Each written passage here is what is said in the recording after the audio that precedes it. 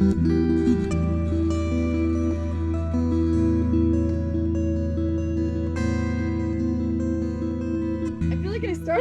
show with all right, hello. Hey guys, welcome to my channel. Subscribe, like, and hit that bell. Smash the bell. Should be down over bell. this way. Wait a minute. We are on YouTube now, so you have to. It's down over in like the bottom right corner. Like you would have to go through Jack and down over this way. Yes, there you go. But not all of our listeners are watching us on YouTube. So hi everybody. Follow. Thank you for joining us. Hi. Yeah, we're oh, you keep cutting me off. That's how this day's gonna go. Well, we are Wayfarin Strangers. I am Jack. As always, I'm joined with Andrew. That's me. It is you. That is you. And if you would like to subscribe, you would get early video of Andrew deep throating his microphone. That's all I'm going to say. I'm going to leave it there. I'm not even going to explain it. No context. But naughty, we are naughty. back. We're back. It's episode 17, which, by the way, I want to talk about that real quick. So technically, this is our 43rd recorded episode. What? Between all of the extras, all of the coffee exclusive content, but it's our 30th episode. Our 30th public episode. So it's a little milestone, but we did it. We did it. We're doing it. We did it. Yay! And we'll, eventually we'll hit 50, and then we'll have to do something really special for our 100th episode, which I would assume by that point we are well into part 2. After part 1, Left Behind. When we get to 100 HBO. episodes? Yes, we're easily going to get to 100 episodes. No. I'm saying, are we halfway through the game right now? No. Then we're still in summer. Then why would we be on part 2 by then? By 100, if we double the episodes, right? Plus all this bonus content we give you, listeners, for free? Some of it, most of it. True. Yes, so 70 more episodes between bonus shows, bonus email shows, listener artifacts, anything that we do for the HBO show. Oh my god. I'm just checking in on you. We can't be referencing other podcasts. We can't be referencing other podcasts. Well, he's darling. He's not he's not our competition, so I guess that's okay. No, he's well and above. That's Bill Burr, everyone. Yeah, but yeah, I guess I don't know. I mean, this is only episode 17 for The Last of Us Part 1. Yeah. So I would say at least maybe 40 to 45 episodes for game 1, maybe 50. I don't know. It depends, because summer is the longest season in this game. That's true. But we are closing in on fall. So, and then it's just going to go. I mean, fall is my favorite chapter. I can't wait to get to that. But Bananas. Anyway, yeah. I just wanted to say, this is our 30th episode. We're doing it. Golf clap. Tiny little golf club. But all the standard stuff, if you guys love our show and you would like to share it with your fellow Last of Us fan or gaming fan or Reddit or wherever, we greatly appreciate that. But in the meantime, if you could go over and review us, let us know how we're doing, preferably 5 stars. We would really appreciate that. And our main segment today is Pittsburgh Escape the City. So we are piecing out of this bitch. Then we will have our emotional toll and would we survive? But before we get to all of that, we have to stop and pause for Andrew's. Oh, I missed it. I did. Andrew's joke corner.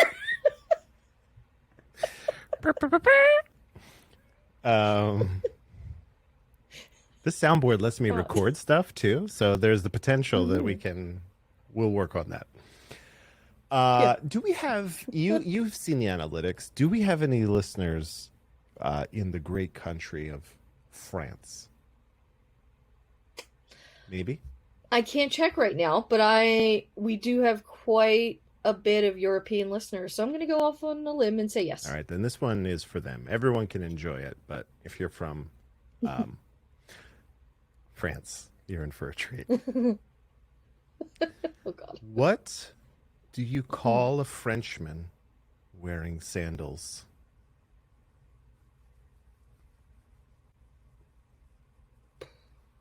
I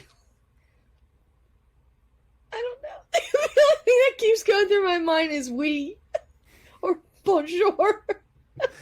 So close. So close. You would call him Philippe Flop.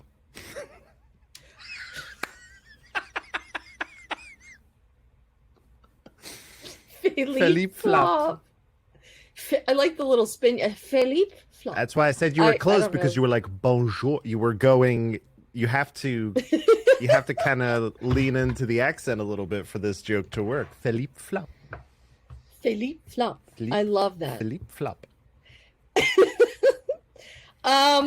Very charming. There you go.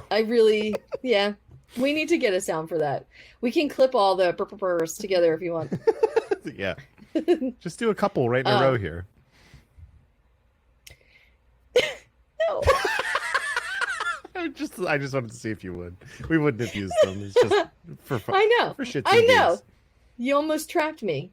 Always. Always get me with that stuff. Close. But we don't have any listener comments. We have emails that have commented on our recent shows, but we have no message comments recently. I know we have an audio from Doomsday Dave that we have to insert and talk about, but that will be on a bonus show, Dave. Triple So D. just hang with us. But yeah, C. Piasecki is still missing. So again, I hope you're doing well.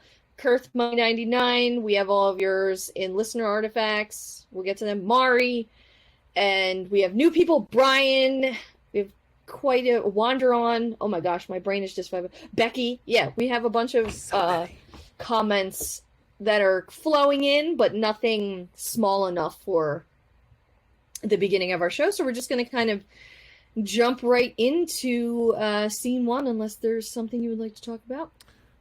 That I missed? No, we're just a little over a month from the remake. That's all. Remake. Oh my God. Yeah, that's it. Yes.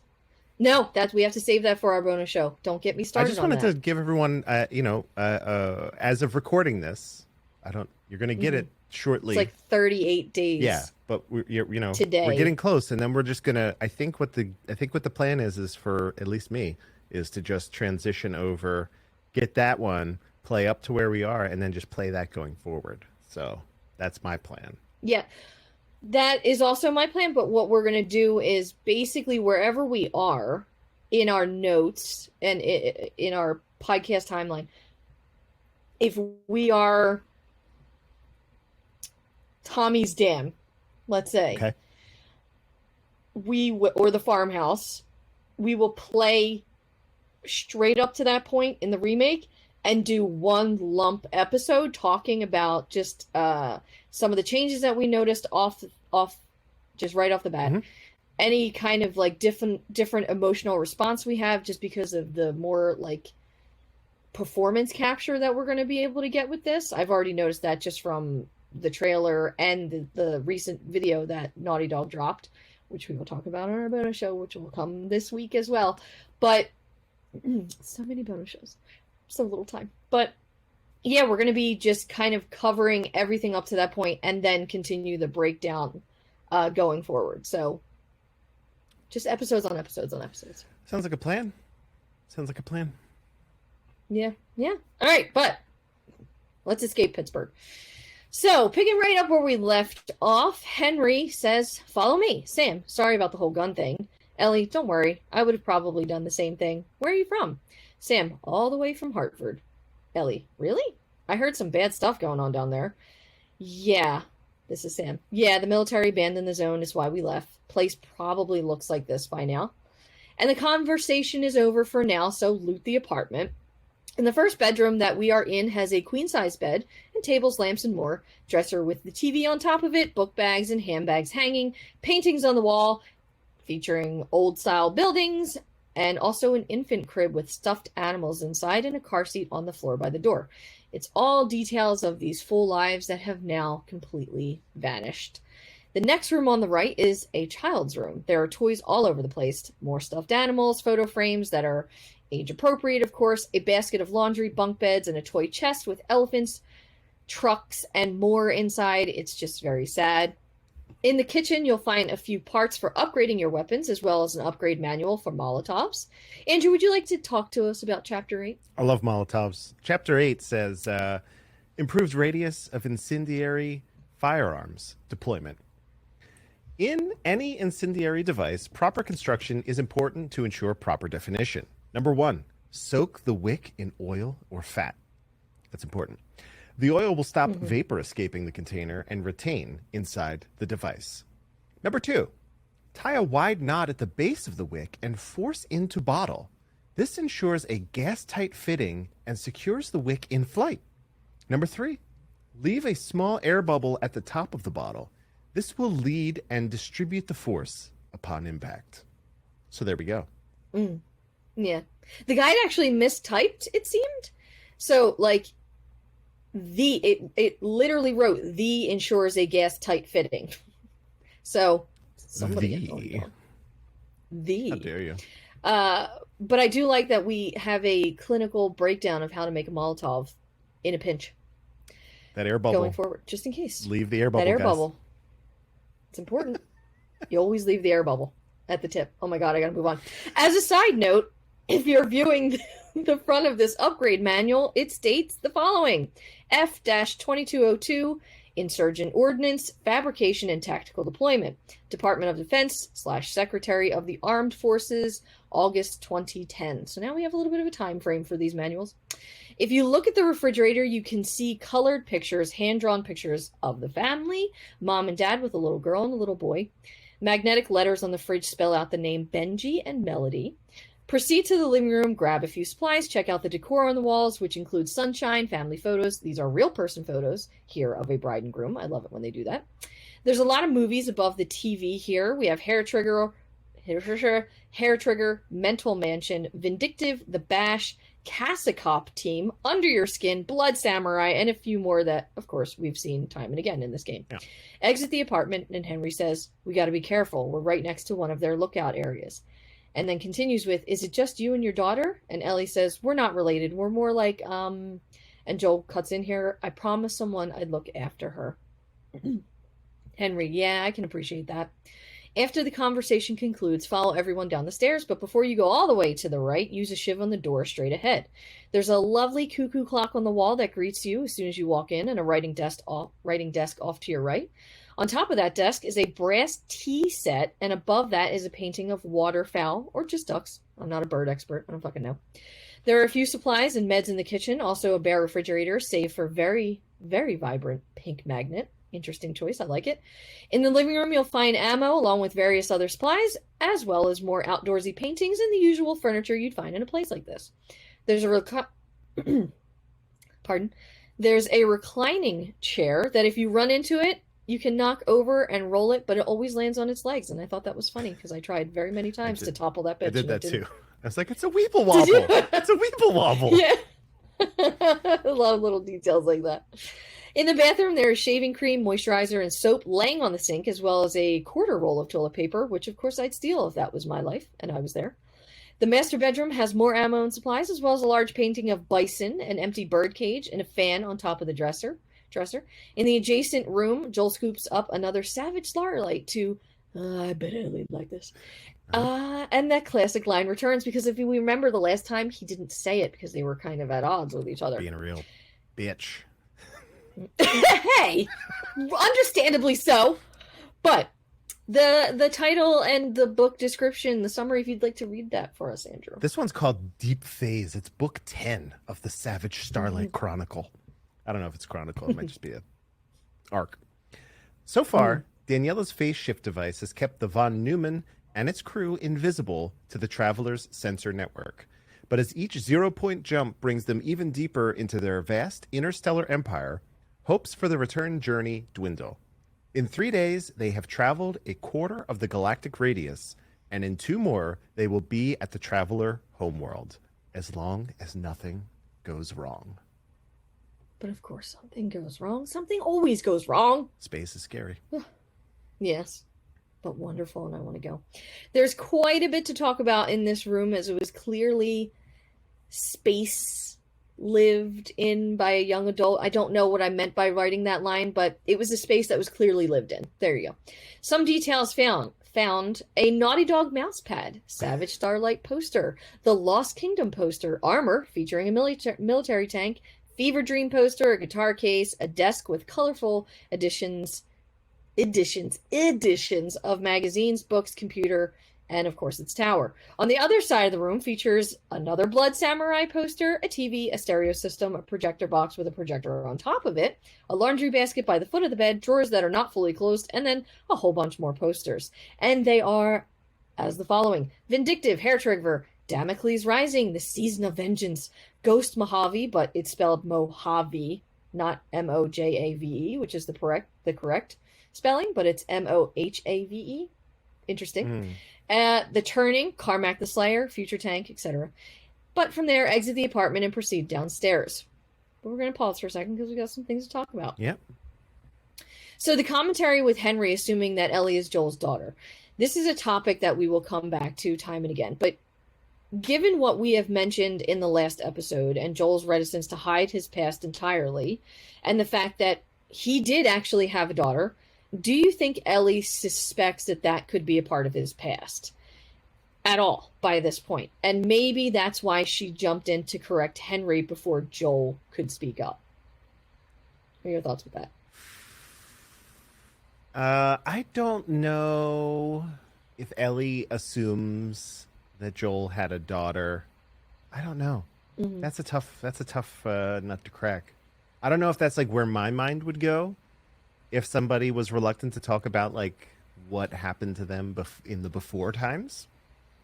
Yeah. So I don't want to assume that that's like the first place that she jumps, but I think she knows how kind of specific Joel is in a way. So it's facts, it's let's establish the facts of who I am and who he is in our relationship to each other. And just the fact that, Ellie's not running around saying, Dad, so, yeah. Which would be very weird. It would be weird. But so, yeah. I think that's kind of it on Henry's part. It's a, logical assumption. Yeah, it makes the most sense that is the relationship, but I think that they are just kind of establishing these two personalities in Ellie and Joel. Are establishing like, here is our actual relationship, just facts. Yeah. Okay. I mean, if you put yourself in the position of a 14-year-old, whether you're, girl, boy, whatever, and you are under the care of a late 40s man who is doing a very good job of taking care of you, not emotionally vulnerable, not connecting with you on that level, but wouldn't you assume, and I know that we shouldn't assume these things because there are people who, A, cannot have children, B, do not want children, 3, had children but something tragic happened. There's 100 million different scenarios. So assuming is never the safe bet, and we shouldn't do it. But as a society, more often than not, we do, unfortunately. So if, especially teenagers, they're fucking known for just assuming everything. We have one, and we can speak from experience. So at that age, yeah, truly, wouldn't you assume in her mind she would think at that point, this guy probably had kids, maybe has kids, but they're older, and he's just not with them anymore, whatever the case. Because, by the time you and I, in my headcanon, Joel's like 48, 49 in part 1. Yeah. And they've kind of hinted, they were like, yeah, he's like 48, 49, or he's around there, but they never like pinpoint it. He's 48 for me. in part 1. For And me, 53 in 2. it's 48. Yeah. You know, by the time you and I are 48, our daughter's going to be 23. So it stands to reason that she would not be living with us. She would be on her own. Mhm. So I would probably slot into that thinking with, if I was Ellie. I'd be like, he probably has kids. You know, maybe something tragic happened, or maybe they are just like on their own somewhere, you know, fighting the good fight, whatever. I do think that there would be a level of assumption on a teenager's part to think, okay, this guy is clearly reliable with kids. He's not going to kill me. He's not going to hurt me. He probably has experience with that. Yeah. I mean, I could get behind that just as easily as my reasoning. I just don't think, I don't know if there's one clear path that's a stranger would take over the other. It's probably 50-50, probably, I would say. Yeah. I agree. I do agree. But I always thought, I was like, you know, she jumped in real quick with that, whether it's because of her own, you know, emotional vulnerability, that she is an orphan. She's never had a mother or a father. She's never had those kind of presence and guidance in her life in that way. Because when you have good parents, or when you are good parents, you know. And to not have that, you know, how can you miss something you never had? Kind of thing. So I would also see her trying to get ahead of it to kind of not feel those feelings. Yeah. If that was a part of her life. Sure. That makes sense. Yeah. Quick little side note. So in the Savage Starlight comic, it talks about travelers. The Travelers' Sensor Network and the Traveler Homeworld. And I don't know if you know this, Andrew, but Troy Baker's son, his name is Traveler Baker. I did know that. It's because his son is actually named after Blues Traveler. Is he? You fuckface. I am the most, like, gullible person with you. I can't stand it.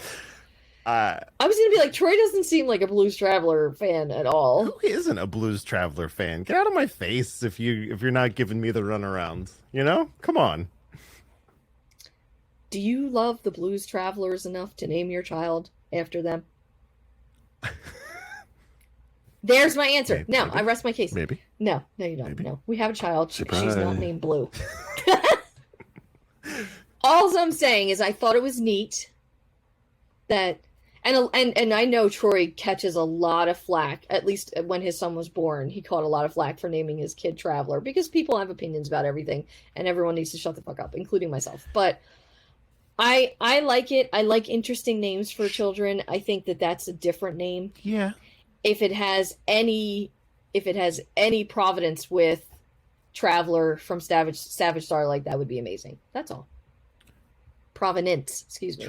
Traveler, you know, it's fine. It's a fine name.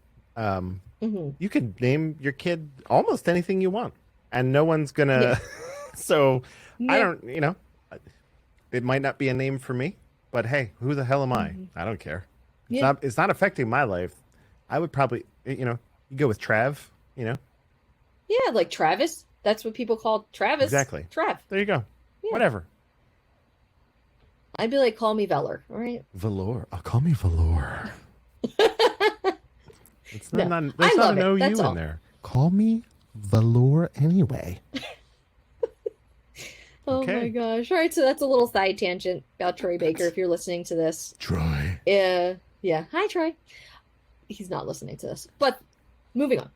The apartment building is a tomb for human artifacts that have been thank you for emphasizing that for me, that have weathered and withered and will continue to do so. It puts things into perspective, as it always has since we started this game, but all these things that we collect, display, and hold so dear to our hearts would amount to absolutely nothing if the world truly went to hell. And sometimes I lay down and I think about that, and I'll look at, like, even just some of my stuff over here, all the books on the shelf, the collectibles that we have in storage, which I know you can't stand, but that face, that homicidal face. But we're not going to talk about that. We'll save that. Why'd for you say the S word? My day is ruined. But yeah, I mean, all of these things would mean nothing if everything went to hell. Like money would be would have zero value. It would become toilet paper. And that's the thing that like gets in my head sometimes, and I don't know if anybody else experiences this or just you. Because I mean, part of my love language is gift giving and gift receiving for sure. I like to bring joy through material things that I put a lot of thought into and vice versa.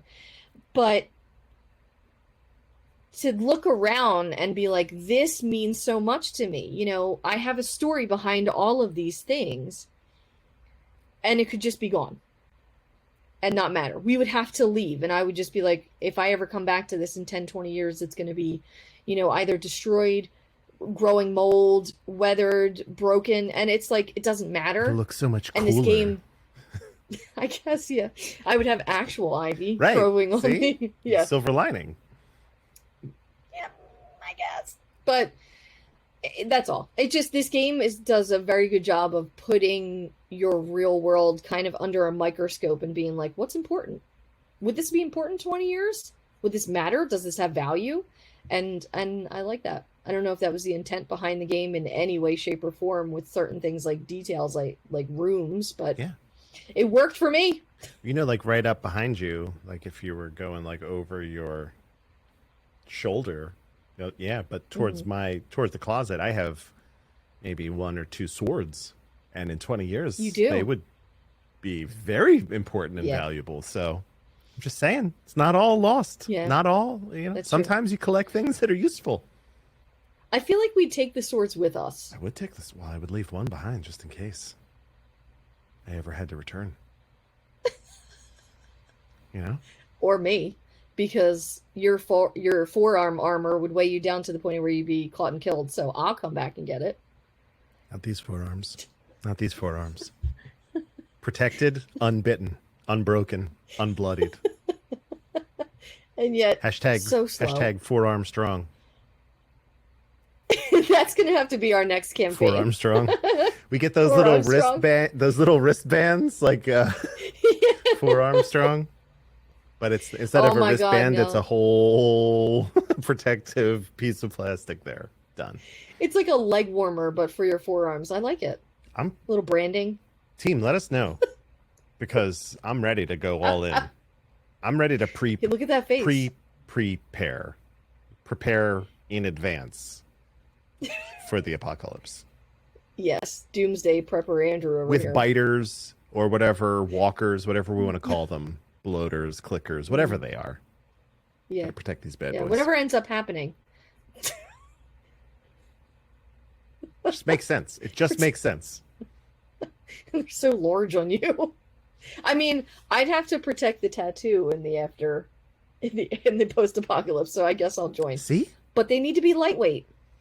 I think you're coming over to I think you're coming over to my side on this one finally. I think you're finally seeing the light. Maybe. Trust me.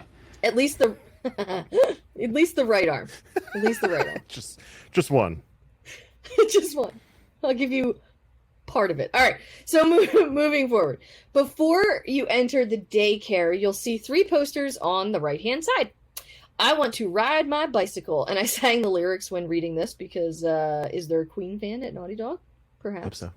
There's cycle for the environment, human power, and failure is success if we learn from it. All just let's build you up. These are, of course, outside a Castro Cycles, the complete cycling experience, another Naughty Dog employee surname that we saw earlier in the office in our previous episode. But go to the left and enter Choo Choo Toy Store. Henry, wait, everyone be quiet, get away from the windows. And everyone runs directly to the window and crouches. Good. And we hear the Humvee pass and Henry sigh. They're gone. Henry, man, that fucking truck. It's been hounding us ever since we got in this damn... And then he stops and says, Sam, what are you doing? And Sam is holding a robot that we come to know and love. But in the moment, he replies with nothing. Henry, get rid of it. Sam, my backpack is practically empty. Henry, what's the rule about taking stuff? Sam, it weighs like nothing. Henry, the rule? What is it? Sam, We only take what we have to. And he tosses the robot onto the floor at that, and he's disappointed. But we're going to come back to this, don't worry. And Henry, that's right. Now, come on. Joel chimes in. How far is this place? Henry, we're close. Real close. But let's do a quick breakdown of the Choo Choo Toy Store. We have metal tricycle, rocking horse, plastic tricycle, backyard plastic playhouse, plus lots of animal decorations all over the walls, including a panda bear, lion, trees, bamboo, an orange elephant, because why not, a hippo, and of course, a giraffe. There are quite a few giraffes in here, ranging from art on the walls to aisle end caps and stuffed animals, and we love to fucking see it because of the significance of the giraffe in Last of Us. The giraffe. The giraffe. Bella loved, do you remember, side note, Bella loved the giraffe that we got her as a toddler, and we named it Jerry with a G. Do you remember? Jer.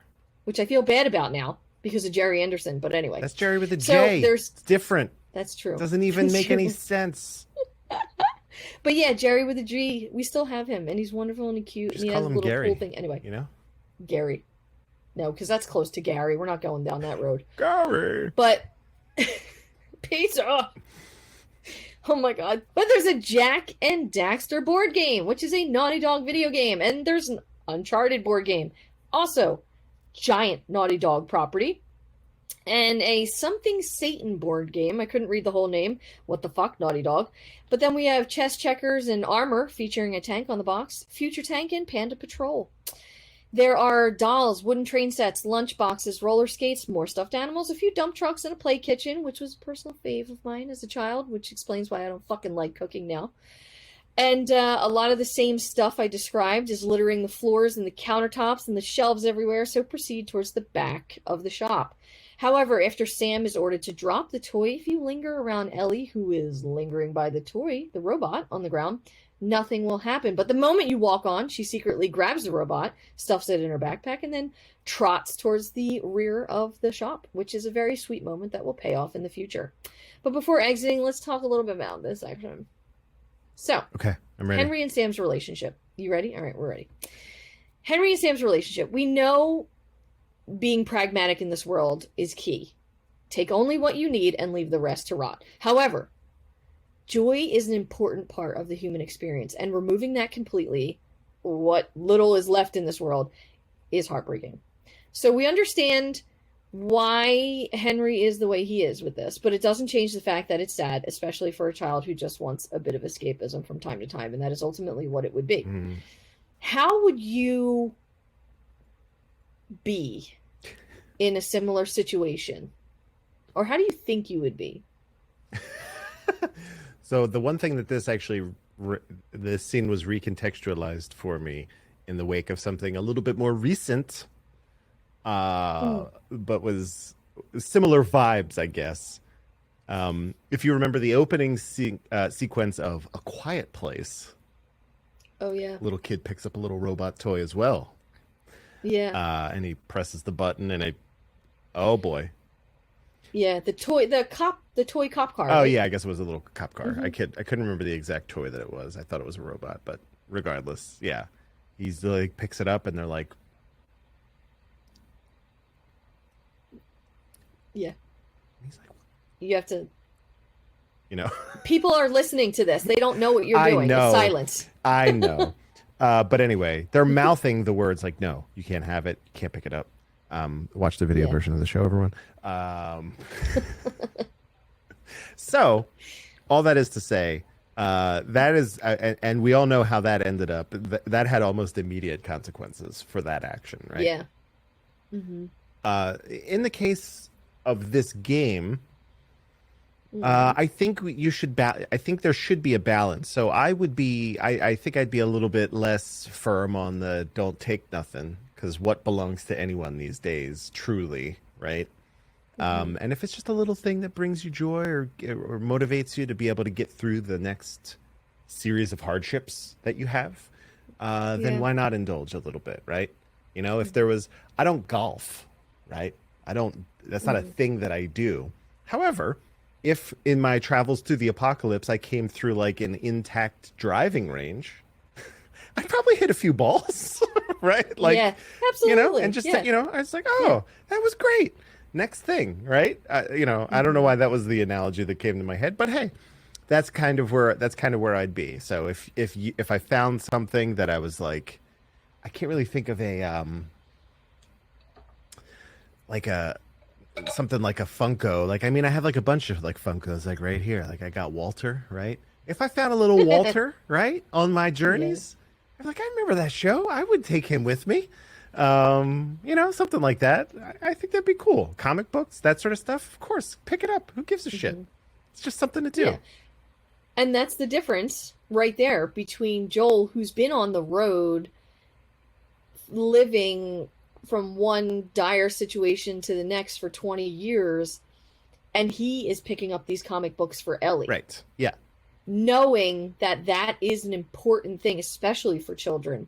Yeah. Whereas Sam and Henry are new out of a quarantine zone, and I think they're probably in that we can't do anything because what if, that one thing weighs us down or makes a noise, or so they're hyper vigilant. Whereas I think Joel is more in line with where you are, a little more from the get go. Yeah, a little more road wearied and understands taking a moment. Yeah, like if Joel found like a, I don't know, like a Ed Bill's like, oh, there's a little bit of whiskey. Okay. Yeah. Take a little nip. Like, man, that's good whiskey. He's clearly that way about coffee. If the dude found a bag of beans, we would have like a whole side game about him, like the perfect grind and brew. You know what I'm saying? So, God, I need this fucking game. Please. Barista Joel, making the perfect cup of black coffee. You love it. Oh, just with a little music. Okay, oh my God, I'm gonna fall down a hole. The old Joel hole. The Joel. Don't say it. Don't do it. I'm not gonna say it. I was gonna do it, but I'm not gonna do it. Nicely done. People know. People know me enough by now to know. Mm-hmm. Oh my gosh! But that damn Humvee. It definitely rules this part of the city for sure. But like all else, when Joel and Ellie come to town, shit goes down. And I like how it wasn't like, I don't want to spoil what's going to come in our future reviews. But I do like how this truck eventually gets what it is coming to them. Comeuppance. Yes. In the next episode, really. Because it's just right now it's that unstoppable force, immovable motion kind of thing. Yeah. And it's annoying. But anyway. Fair enough. Yeah. Yeah, but that's its presence. That's the character of the tank. The Humvee. It's not a tank, but the Humvee tank. Okay, so the toy store continues to drive home the evocative sense we ran into whilst in the apartment not 5 minutes earlier. So much life, so much potential life, and so many futures just gone. And it's no surprise that this sort of store, this very youthful child's place, made an appearance in this game, especially the heavy lifting the giraffe has already done and will continue to do when it comes to Joel and Ellie as a partnership and their future. Yep. But it's curious how when we talk about the locations of this game that we visited, coffee shop, high school, the sewers that we're heading into now, office building, things like that, like they're always very cold and clinical. And then in this section, you get more of the life that died. Is it affecting you differently as you progress through the story and you progress with Joel and Ellie? Or are you still kind of like in the moment, in the present with these characters? Because I'm having a hard time not looking forward while playing this game. I have the benefit of one of my superpowers is I'm very forgetful. And so I can't really I know the big beats that happen coming up, but I don't actually remember the moment to moment. And I think that's actually kind of a cool thing when I play games is I more focus on like how it made me feel and less about like, of course, like the big set pieces, like you play an Uncharted game, you're like, oh, what was your favorite set piece? Was it the train in 2? Was it the train in 2? Was it the car chase in 4? Like what, I remember those big things. But then there's like every Naughty Dog game, for instance, has like a million great moments that aren't huge set piece things, right? And those are the things that fade over time.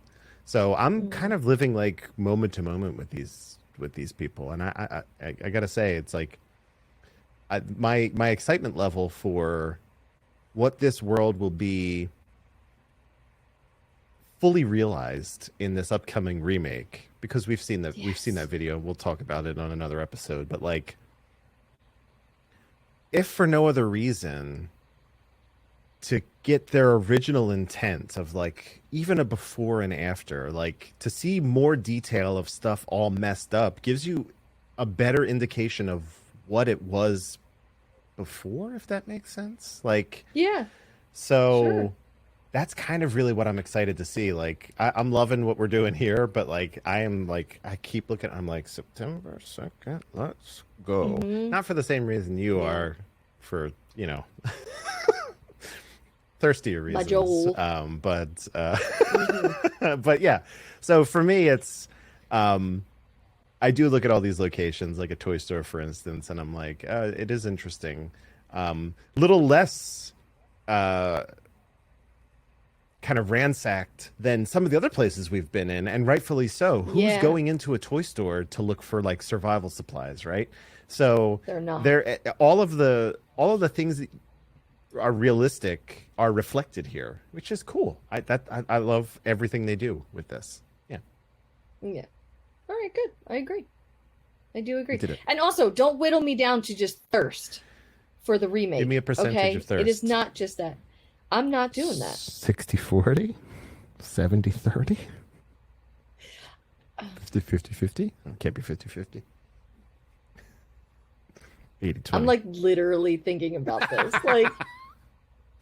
like actually chewing on my lip like, no, it absolutely, that is a part of it. As ridiculous as that sounds, I know everyone is like, we know, Jack, we get it.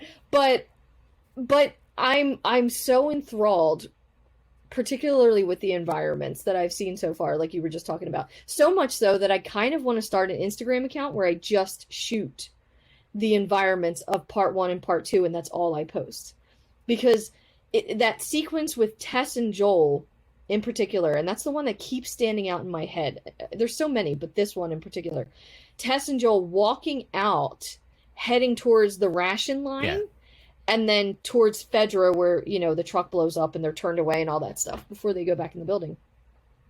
Just how you walk out and then they pan up, and I know we got to talk about this on the bonus show, but that looks phenomenal. Like, it looks like I just walked outside and saw it with my own two eyes. And so, yes, while thirst is absolutely a part of it, it's not all of it. I never said it was all of it. I don't. And I was asking for a percentage, and you didn't answer me. I don't care if it's 90-10. I don't care. It very well may be. I'm not going to confirm it. 85-15. You heard it here, folks. Breaking news. Breaking news. Is it breaking news? Breaking news? Widely known facts. Widely known facts. I'm not shocked at this unforeseen turn of events. I'm completely undisturbed by things I already knew. Yeah, truly. I'm glad. It's good to be known. It's good to be known. Right. But continuing from the store. After you leave, it's go time with a few more hunters in a courtyard kind of area, and kill them however you please, but be sure to grab the supplies lying around before exiting to, continue onwards. After the goons are dead, Henry says, we did it. Not bad, old timer. And I'll talk about this in a second, but do people really see Joel as that goddamn old? Stop it. He's not. Anyway, Henry will signal for us to follow him up onto the truck into the loading bay area. and there's nothing to be found in this courtyard, so hop onto the box truck and be prepared to take out a couple more bad guys on the roof. Hunters come from the building on your left, so take them out and then proceed from whence they came. And once inside the building, Henry, through this door. Joel, are you sure it's safe being so close to them? Henry, I'm the only one with the key, man. Joel, and where'd you get that? Henry, I killed one of them. He won't miss it. And he proceeds to tell you to come through, and then Sam follows that up with, it's back here. And Sam, so how old are you? Ellie, me? 14. How old are you?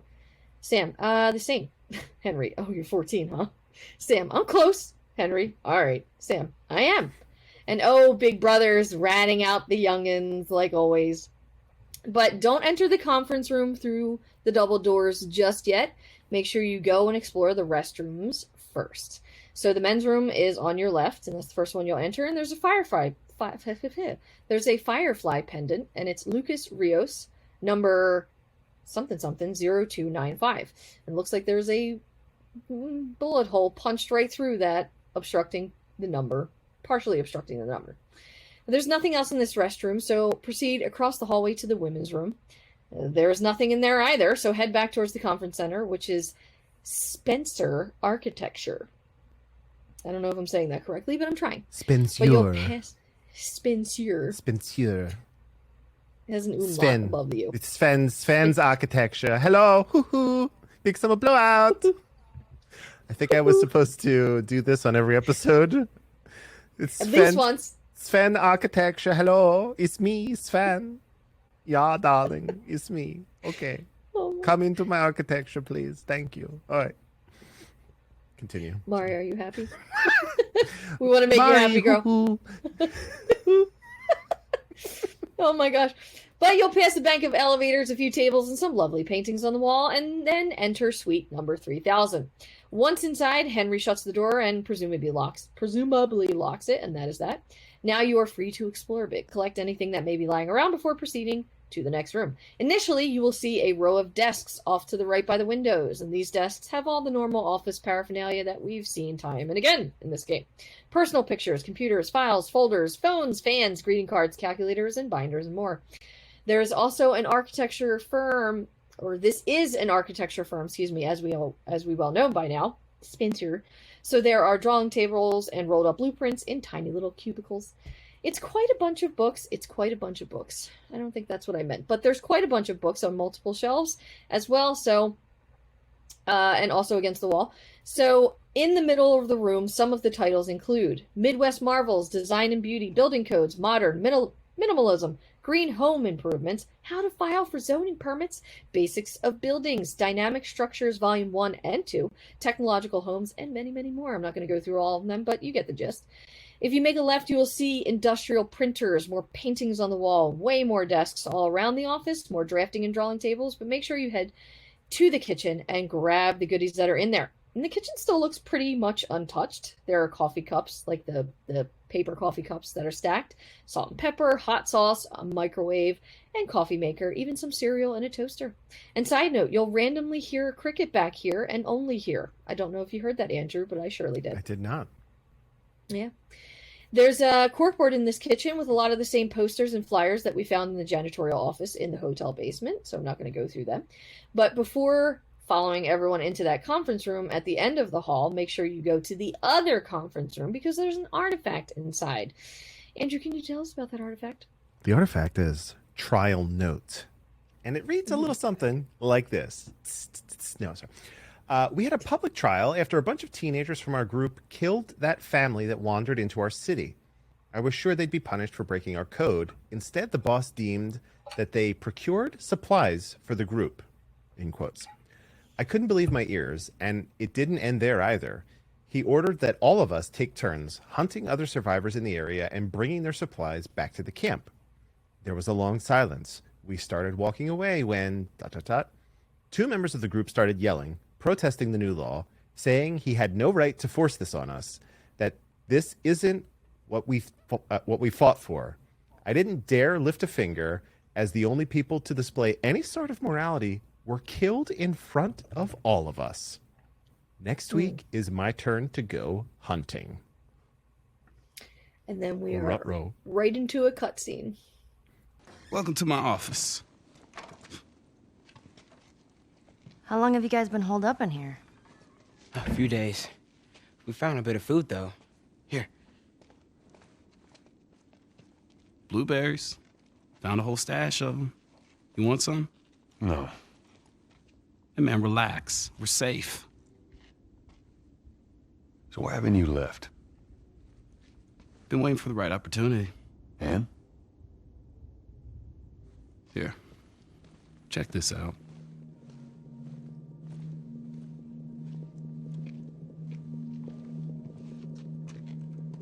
Look at these sons of bitches. Every day they congregate down there, guarding that damn bridge. Come nighttime, it's down to a skeleton crew. After sunset, that's our window. Most of them gone, sneak right past them. That could work. Oh, it'll work.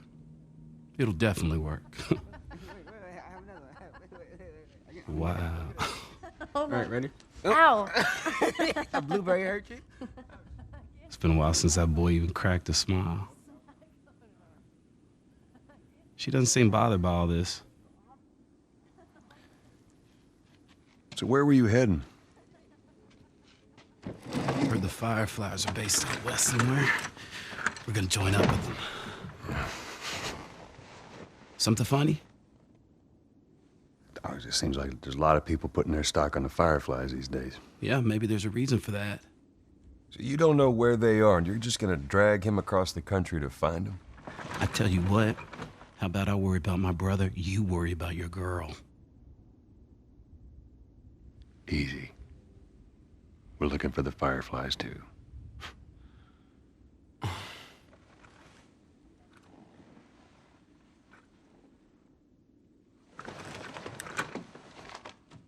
This is us. There's an abandoned military radio station just outside the city. Any survivors from our group, they're supposed to meet us there tomorrow. You and your girl, you want to join us? It goes down tonight. I guess we best rest up then.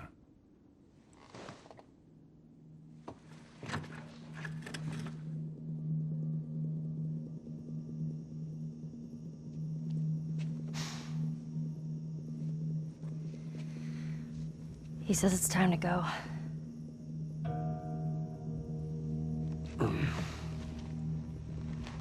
No, we're gonna be moving fast, okay? So no matter what, you stick to me like glue. Like glue. Like glue. Got it. Good, good.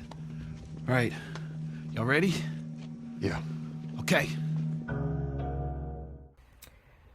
So I absolutely love that cutscene, and I have a lot of commentary, as always, so we're going to dive into that.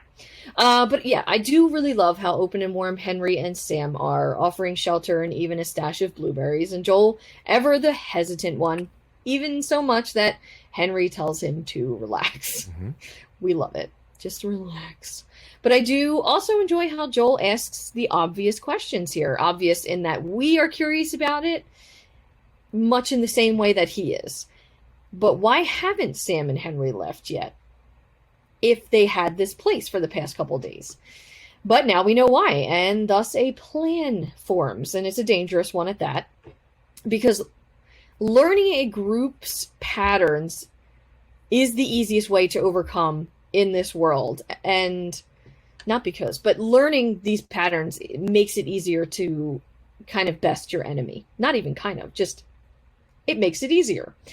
And we have that happening here, that these brothers have been camping out and strategizing despite being so close to, for lack of a better expression, the enemy's nest. Yep. And that's that. I love that. I love a good, like, strategy, like, bottle scene of strategizing, and that was certainly this, and chef's kiss. But the kids laughing together was such an amazing, delightful interlude.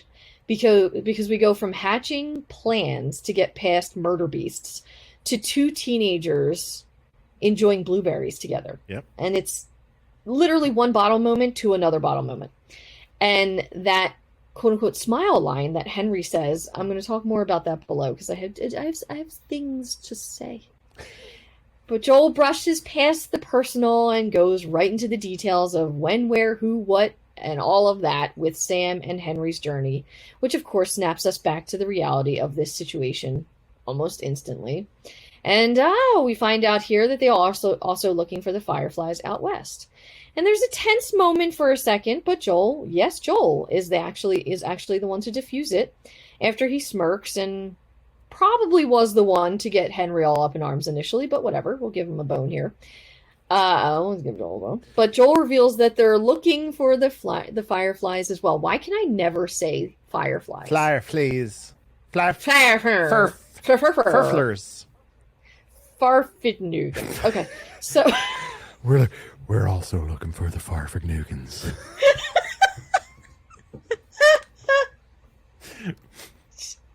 Can we get a director's cut with Troy Baker filling in that line? I just want him to record Farfignugan in Joel's voice. I'll do the rest. I could do it. Troy, please. Trust me. Oh my god. People will love it. Trust me. Yes, they will. And if people is just me, hopefully that's enough. Sometimes you just got to look out for a number one, you know? I will love it. And therefore, there has to be at least one other person like me. There's a lot of people like me and you. They all especially subscribe if to nothing this else. podcast.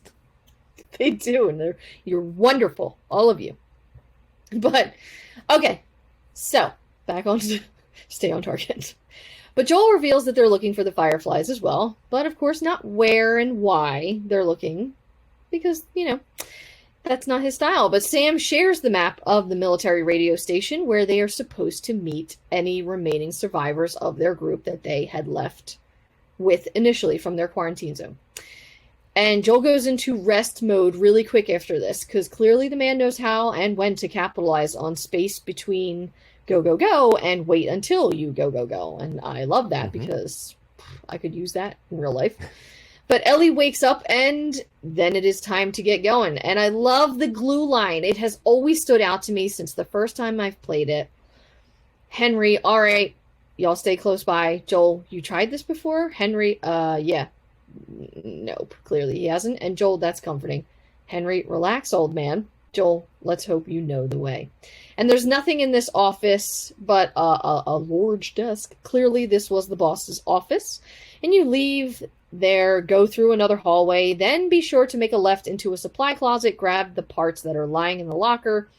You'll pass a model of the bridge that we are heading towards in the center of the room.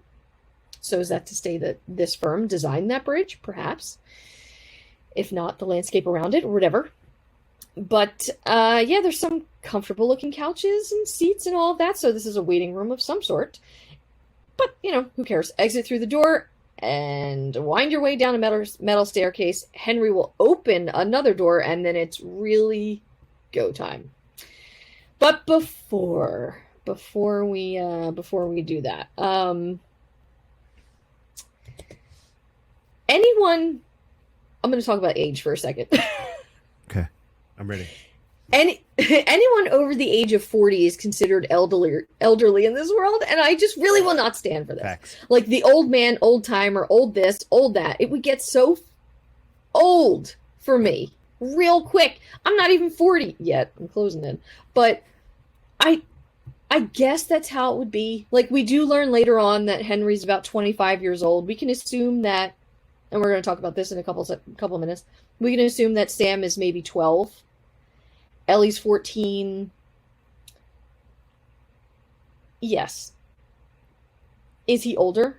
Absolutely. Sure. But I don't know. Even at that age, I was never looking at like a 40-something-year-old and being like, look at you fucking old fuck. I would...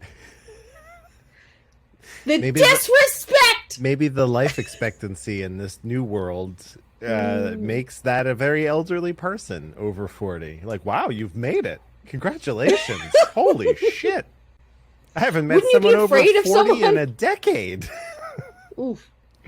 I don't know. That's sad. That's when the knees start to hurt, That's when you got to stretch when you wake up in the morning. You're like, I dislocated my shoulder.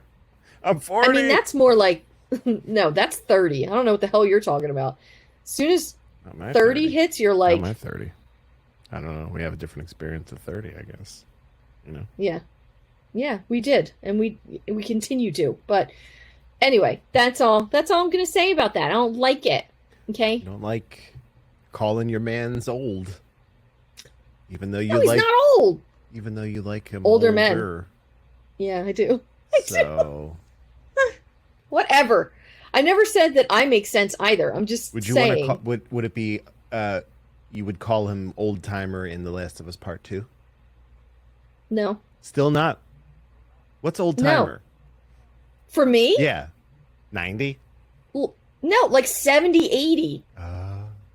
Okay. All right. Fair enough. Like my mom is 68. I would not be like, you old timer. What the fuck? Get out of here. Now, 2 years from now, Right. years from now. It's a very hard and arbitrary line, but it does exist. And once you cross it, there's no coming back. You go we travel one direction. Time flows like a It's river. true. And once you hit old Yeah. timer, there is no young timer anymore. I understand.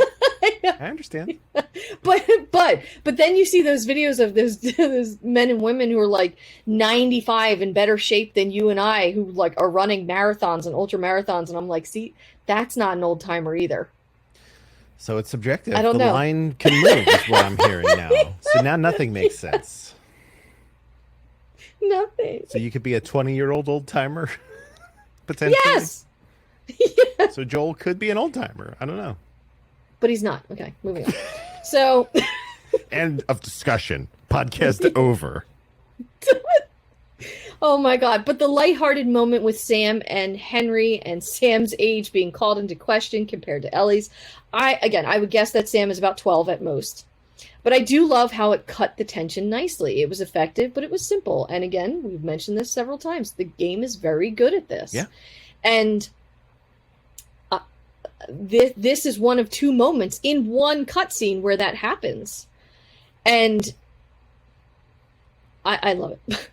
I love it very much. Actually, I'm going to jump ahead to the second one and then go back. But the second moment is when Henry says, "It's been a while since that boy even cracked a smile."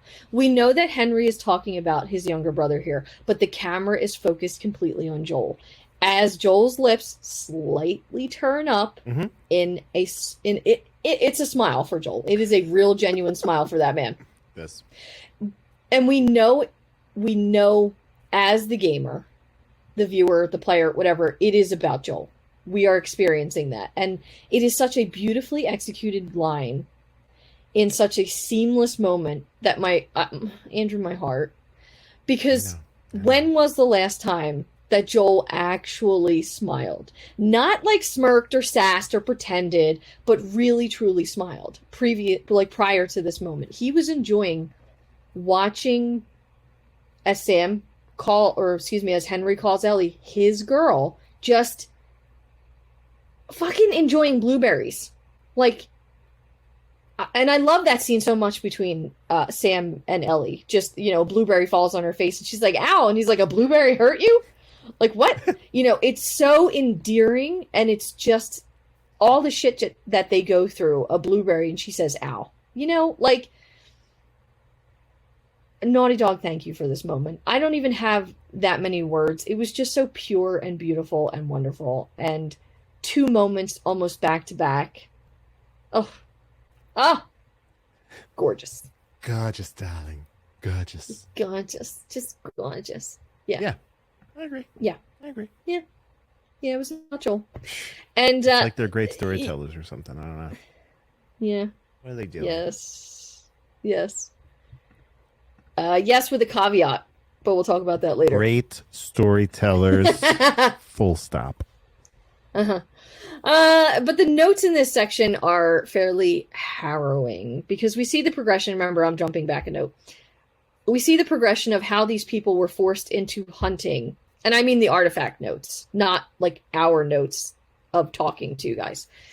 We see the progression of these people who were forced into hunting, quote unquote, the most dangerous prey, and how some push back before inevitably giving in. Because it gives us that secondary view, which, while not necessary all the time, it is something that Naughty Dog in the Last of Us universe tends to lean on more often than not. And do you think, you can keep it simple if you want, Do you think that that's a good thing to do all the time? Yeah. I think it makes All the time? not all the time. I mean, I don't really know. Here, I could just speak to this one instance, right? Is like a situation where everybody has this. It's incredibly rough, right? It's an incredibly tough situation, and we have people that have banded together, and because of a decree of one that says this is how we should do something, everybody kind of falls in, and otherwise good people end up doing bad things, right? Like Yeah. it is the silence is complicity, silence, whatever I can't remember what the saying is. It's probably the wrong word, but like by not saying anything, you're saying everything, right? And that's what that one note said, was like the two people that spoke up got murdered. I didn't really want to do this, but I guess I'm going hunting tomorrow. Like, you know, so Yeah. it's just survival. It's just a function of survival. It's like lizard brain stuff, you know? And I like that because it shows that it's not it's not black and white. There are shades of gray in this world. Yeah. Even for the people that are our enemies, there's a reason for everything. And I like that. I like to be told that indirectly. Like, I wouldn't want to know that said, like, not all of the people you're fighting are bad people, right? This is, you know, I don't need it to be smashed into my face. Yeah. But this gives you a little bit of that insight that I really, really like in stories, and not just games. I mean, I like that in movies. I don't want to be told everything. Yeah. Sometimes I just like to make my own, draw my own conclusions from a thing. Yeah. Yeah. And I agree. I do agree. I do think that they do it a lot. Yeah. They do it Careful. No. I'm trying to think of the right way of wording it. They're very subtle about it in part 1. In particular, in part 2, I think it was way too over the head. And that is that a pun? pretty much my main. Oh, you fucker. That's so mean. The Joel disrespect. You're fired. You're fired. It is way, but it's too on the nose. Get out. He left, listeners. He left. As a visual gag, everyone. He I left took us. my headphones off and I left the podcast. Yeah, I think it was a little too on the nose, and I know these are all things we're going to talk about, but just like the note of empathy that Naughty Dog literally put out, an actual note as part of like the deluxe edition of The Last of Us, the box set, and all of that stuff. Excuse me. And I remember reading that and just being like, what? You know? What? And this was prior to me playing it. And then if you are trying to have an audience experience something that you intend for them to experience, if you need to write it out for them, are you succeeding at that? Or are you beating it? Are you just hammering the nail past the point of like, it's in there, dude. We get it. You know, but again, I don't want to get into that. Yeah. I just want to talk about the comparisons of how Naughty Dog, in particular, with this game, this universe, is very keen on showing us multiple perspectives and giving us more to think about than just the journey that we are on, if you take the time to read the artifacts. Right. It's all additive, right? You might arrive at a lot of these conclusions on your own without having even just conversations that happen throughout the world. Like if you're sneaking around and you overhear some thugs, you know, plotting or talking about like the crazy woman, or, you know, in the last chapter or whatever, you might pick up on a lot of this stuff. But it is nice to have that extra level if you choose to engage with it. Some people probably never do. They're not going to go listening to a podcast that plays through The Last of Us chapter by chapter and dissects it. And that's okay too. It's just how Yeah. you experience films, media, television, all that kind of stuff. Yeah. Mm-hmm. Like we talked about in our intro audio, time is a finite resource. Yeah. So the Sometimes they people just wanna that run will through be here, pew pew pew pew pew. yeah, You know? they want to pew pew and move on. I get it. Our brother, my brother-in-law, our brother, yeah, he is a pew pew and move on person. He doesn't give a shit about the notes. Skips the cutscenes. Yeah. And yes, literally, Andrew's best friend, my brother-in-law, well, Andrew's brother-in-law too. Completionist gamer doesn't watch cutscenes. Most of the time, I'll say. Okay. It seems like All most right. of the time it's not about the It's not just about not the about that story for him. It's about the gameplay. The gameplay and the mechanics matter the most.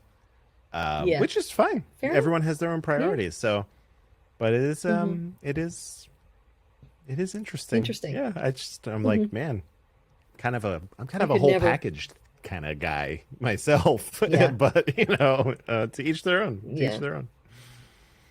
Yeah, I am with you. But to wrap up the cutscene, the whole scene, I love that they're teaming up to take down the bad guys. It's a good, simplistic trope, but if done correctly, with a bit of unpredictability, it can elevate it to a new level as this game continually does. Yep. And that prep with the little simplistic moments in there, I don't know if there's one cutscene in this whole game that doesn't take you on a journey. Truly. I mean, all the ones that we've experienced up to this point and will continue to experience, I feel like they elicit such a range of emotion. Mhm. Like, I'm kind of speechless, which is not great on a podcast. But to continue. Yeah.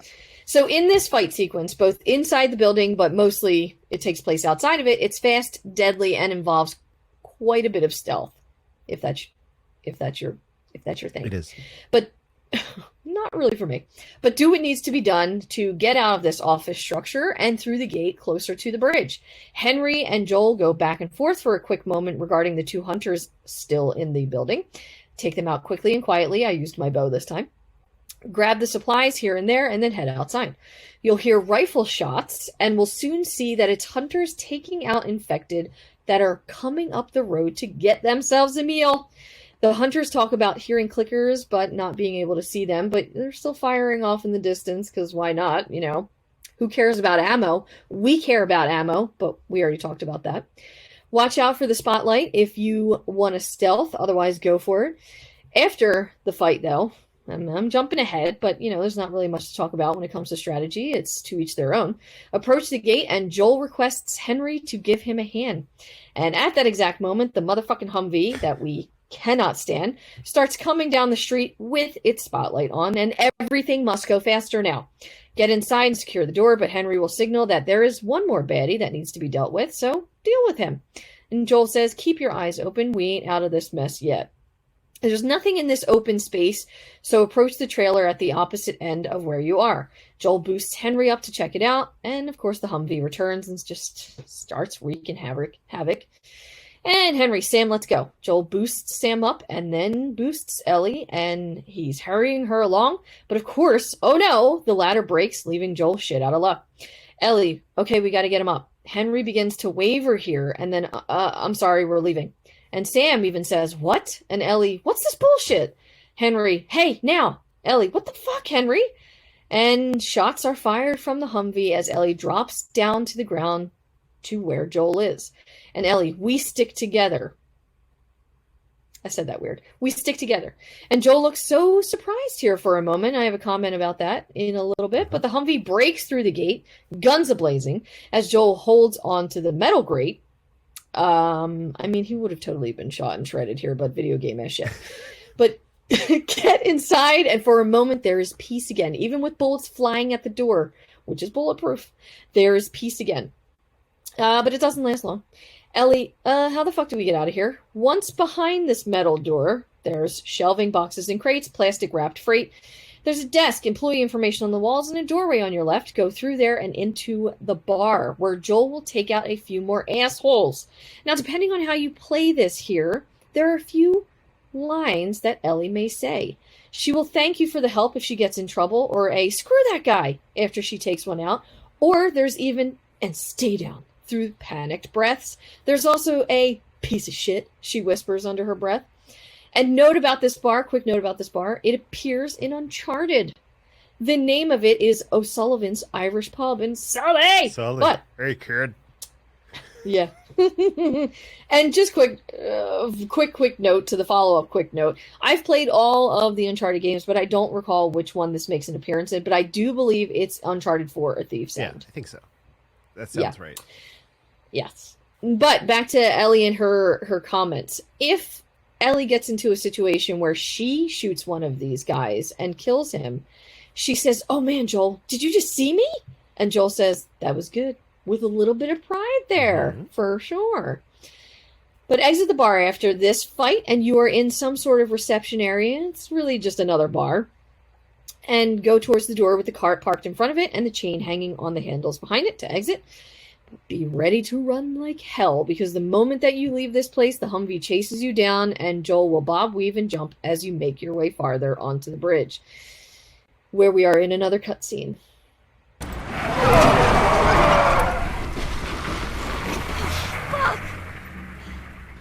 How many bullets do you have left? They're gonna kill us. What other choice do we have? We jump. No, it's too high and you can't swim.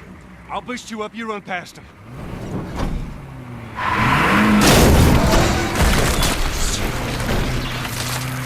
You'll keep me afloat. Ellie! No time to argue. Ellie! Damn it! Ah!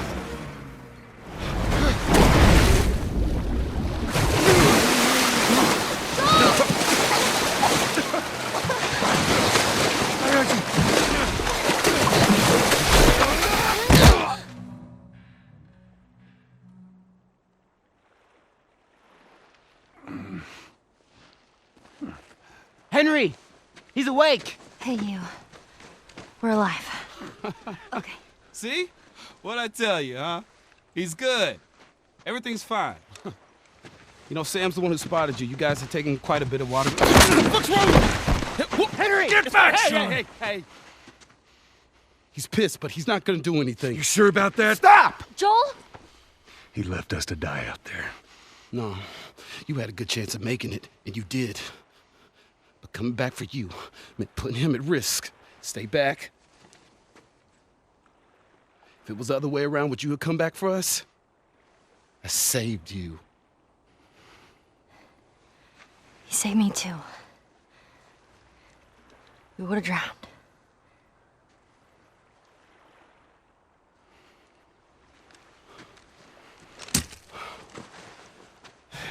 It's fine, I'm okay.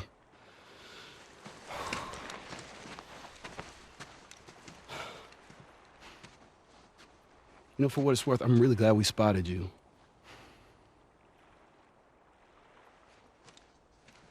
Now, that radio tower, it's on the other side of this cliff. Okay? Place is gonna be full of supplies. You're gonna be really happy you didn't kill me. Okay, some more cutscene commentary. You know what's happening. You know what's coming. Joel was really about to boost her up so she could get past them. And then what? Like, he was full on panicking in this moment, and Ellie was way more level-headed. Yep. Because, Joel, your care is showing. And that, I mean, you and I both know that's what happened here. And I think people sometimes forget, and I'm already spinning off on a tangent, but I think sometimes people forget, and kids especially, that adults probably have a tendency to panic faster and more because we know of all of the ways shit can go wrong. Yeah. Whereas Ellie's just like, yeah, that'll be great. Come on, let's jump off a fucking bridge. Whee! You know? Yes, really. So, you know, his care was absolutely was showing, but in on the other side of that, Ellie's trust of Joel is on full display here, and it's just wonderful. She knows that he will do all that he can to keep her alive, and she believes this so strongly that she jumps off a fucking bridge. And Joel follows her. Yep. Name one fucking person you jump off a bridge for. And if it's not me, I'm done. Okay. Excluding our child and me. Keanu Reeves. Oh my God. I'm continuing. You asked and I answered. Okay. It's fair enough. Fair enough. Keanu! Yeah, I get it. But he gets to her in time, of course, and he sees that concrete slab up ahead and pivots his body to take the full hit. And then Joel wakes on a beach, and Henry and Sam are back. He's dazed, but he stares at Ellie for a moment to get his bearings. And, of course, a little bit of relief happens here to know that they've both made it, but more importantly, Ellie survived. And she's okay, by all appearances. Henry is more calm than he should have been, though, in this moment. Even after the little bit of time he spent with Joel, I think he should have expected some anger. But I'm not surprised here by Joel's threatening to kill him. This angry outburst for what he did by abandoning him in part, but the thought of Ellie almost dying because of Henry abandoning her just crossed the line. And Joel, your care continues to show. But Ellie is the one that brings him back here. Her Joel and a hand on his shoulder is what stopped him from going overboard initially, and I will never be convinced otherwise. Henry's logic, though, is sound, and he's very good at diffusing tense situations. And Henry, we love you for this, because he poses the right questions. And Ellie with, he saved me too. She knew that's what it would take for the fire to completely burn out, and it worked, and we stand. But Sam is very angry towards Joel. And it's very quiet, but if you look at him, his face says it all. The entire time he's extremely just mean-faced and angry. And of course he would be. Joel is threatening to kill his older brother. Yeah. But Henry is a good, natural go-between. He is the type of person you would absolutely want with you from start to finish for level-headedness and middleman conversations. He is absolutely perfect. And I love his inclusion for those reasons alone. He's different, and he brings very many layers to an already beautifully layered story. But that is the end of Pittsburgh Escape the City. So we've escaped for now. We've sort of escaped. We're out of Pittsburgh. All the way out. We're all the way out of Pittsburgh. Well, close. I told you I don't remember anything. I'm kidding. I know you don't. I know you don't. But let's dig a little deeper. So, initially heading towards the gate, I opted not to take out the generator or the man on top, but that is an option, and I just wanted to make a quick note of it. Ellie dropping back down to stay with Joel was a testament, folks. That was a line in the sand, a ride or die declaration, a you go, we go backdraft moment, and it is one of my favorites. Joel's face says it all. He didn't expect it, nor did he fight it, because A, he didn't have time to holler about her staying behind, because you know he would if he had the time, and B, while he knows they're a duo, that sort of action speaks way louder than any words. So what a moment. We stick together. That could be a future tattoo. Okay. I mean, when Ashley does some signings, you get a picture of Ellie and you get her to do that. We stick together. See? I would, It's a good one. Yeah. I don't know if Ashley does signings outside of cons. You could do all sorts of other good stuff, but that's a lesser known, I like the lesser known ones, you know me. Yeah, of course. Yeah. But yeah, that was a moment. There was a lot of moments in this. That's all I'm saying. The emotional toll's going to be high for me. All right. The bridge sequence. The level of trust here is staggering. Joel instantly following her says it all, which is exactly what she did for him not 5 minutes earlier. She jumped, and then he jumped. But we know desperation drives decisions in this game in particular, and really in life. But these are monumental decisions that have monumental consequences that likely would need a long time to process after the events themselves have come and gone. Mm-hmm. And I honestly can't imagine having so much to think about and work through in this world. Like you just would not have the time for it until you would get to a place like Jackson, and then you'd have to deal with your shit. But right, let's unpack. Yeah, let's just unpack. We don't have anything. We don't have any physical things to unpack, but a lot of emotional layers that need to come off. Let's pull this apart. But yeah, it's beautiful, and especially this. I know it's not super early into the journey now, but it still is early, sure, given the whole entire, part 1, part 2, all of that. And there's a lot of emotional beats that were hit in this subsection. Yeah. The physical distance jumping is not very far, right? Mm-hmm. Boston to Pittsburgh, considering where they're going. They haven't made it that far yet. No. And that, presumably, we can assume that the drive from Billstown to Pittsburgh went smoothly. Sure. Because there were no events that appeared in the game. Maybe there were some harrowing moments where they had to get gas, and maybe someone tried to jump them, and then bang, bang, pew, pew, a pew, pew moment. But aside from that, it's just this kind of blink, and that journey is over. Yeah. So we can assume it was okay. Mm-hmm. Nothing to draw those lines in the sand quite yet.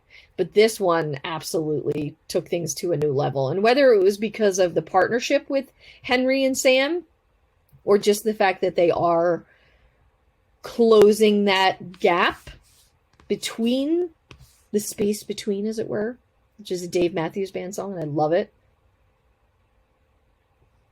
Homicidal Look number 2. Yeah, I loved it. So, but the fall in the water and the rescue sequence, again, it's a self-sacrificing move on both of their parts with a whole lot of trust. And now, whether Joel does this because he outright cares for Ellie to the point of putting himself into paths of danger, or because he's just being altruistic in the most basic sense, I think either way works. Whatever your headcanon is, it works either way. But I think, you and I know where I lean on this.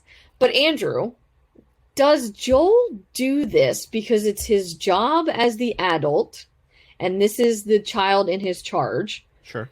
Or because he cares?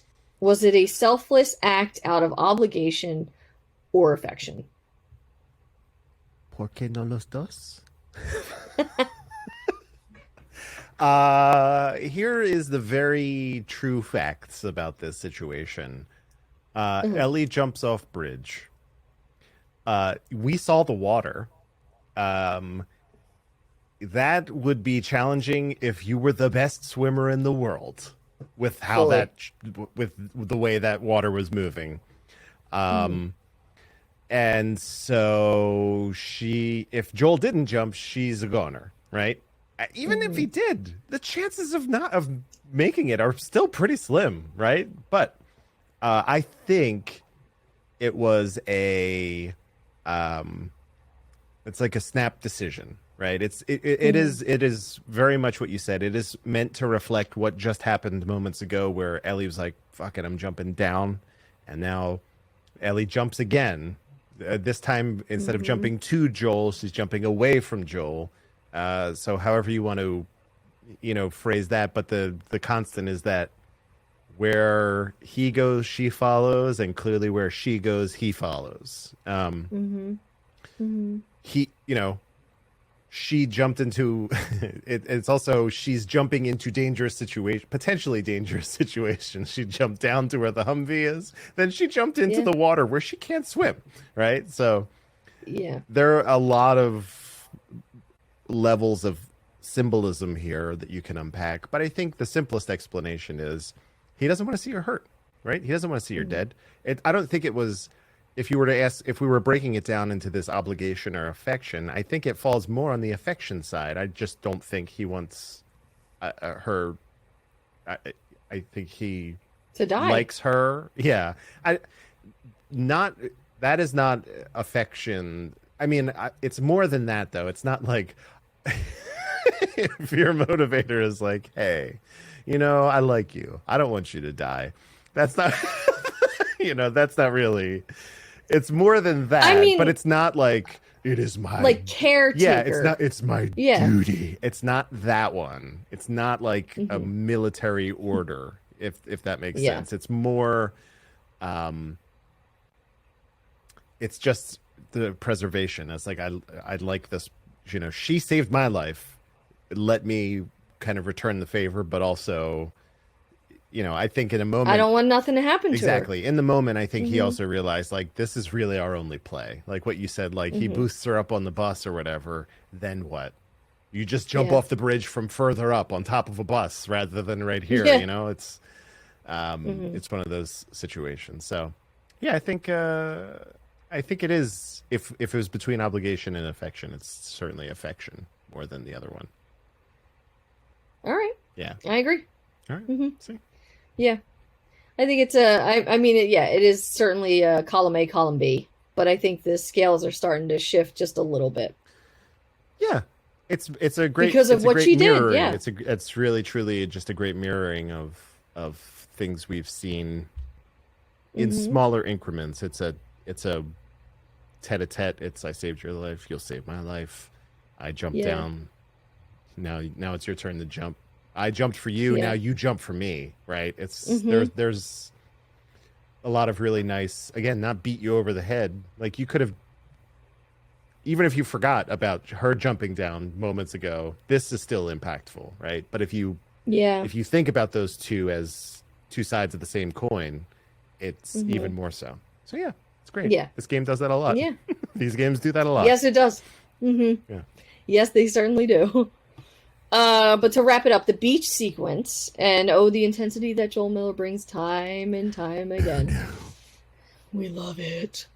But it really is my thing when it comes to him. #shameless. But to that effect, was Joel's anger, for you, Andrew, was Joel's anger justified? How would you have reacted? And I know that we know what I think, but from the multiple points of view, we know Joel only sees you left us, meaning Ellie, you left Ellie for dead. How fucking dare you? Whereas it's not as cut and dry as that. We also know that. But Henry has Sam, and Joel would have done the same with Ellie, and all of us would have agreed with that. So here's where perspectives once again come in the game, and Henry is wonderful with basically what the artifacts do for the ancillary nobodies in this game. Henry is doing for us in real time. And showing, like, you know, you would have done the same. If you and Ellie were on top of that box truck, you would have fucking left me and Sam. And I don't want to hear any different. And I agree. I do think that Joel would have done the same. But for you, was Joel's anger justified? Here's what I found. Oh my God, Siri, why? Siri, was Joel's anger justified? She's like, here's what I found. Yeah. Anger. Yeah. Down. Defined as? I think Joel just woke up. I'm just looking at factually. Joel just woke up. On the beach. Headache. His back is all jacked up, probably, right? I sleep wrong and my back is messed up for a week. This dude was smashed into a rock that probably went underwater and almost drowned. He's got a headache. His back hurts. He's like, this is that guy's fault. Just looking for somebody to blame, right? So I think the outburst, that's human, right? I'd be like, I'd probably be on the same page. I'd be like, you son of a bitch. You know, if you wouldn't have left, and that's not true, because what could they have done from up there? They would have jumped down and then one or both of them would have died, right? I totally get it. The perspective makes a lot of sense. I think Joel and Ellie, presented with a similar situation, probably would have done the same thing. Maybe not just left, but tried to find another way to help. I don't know. It's a lot of what would make for a good, intense moment as a video game versus what makes the most sense for the story. So that's a delicate balance. Regardless, Henry is correct in everything that he says. And I think Ellie hears that truth first. So she's the filter. She's the sieve to get it to Joel. Joel is blind right now. He's just got a gun and he's just pointing it at this guy. Henry says a thing. Ellie is like the anger translator, like Obama's anger translator. And she's the one who gets it through to him. So that's kind of like, that's what it is. It's like a here kind of situation. And you're right. All of the things, all of the little things she does, Joel, the hand on the shoulder, he saved me too. All of those things it's like diffusing, diffused. Like, and now we're cool. It's like, okay. Right. Yeah. It's like my back still hurts. I have a headache. I have water in my lungs, but I'm alive. She's alive. She's alive. Yeah. We still have these two partners in crime to help us out. So it's, it works out nice. All right. I do agree. And I really cannot overstate the amount of affection that I have for Henry and Sam and what they bring to this story. Yeah. Every time. I'm always delighted by them. When we get to this part of Summer, I'm always like, oh, yes. Because it's just, they're very different. Like, Sam is obviously more quiet as the younger brother. But Henry is just, like, he is unjaded. And he's older than Ellie. Sure. So it's like this breath of fresh air. And he trusts his instincts a lot when it comes to dealing with someone like Joel. And it's interesting because if he's been in a QZ his whole life, how has he learned to trust that this man whom he doesn't know that Joel has really not played by the QZ rules in the last 2 decades, isn't going to just blow him away because he's an inconvenience or you got on my nerves or you pissed me off. He doesn't know any of that about Joel. And yet he still trusts his own instincts enough to be like, he's pissed, but he's not going to do anything. Yeah.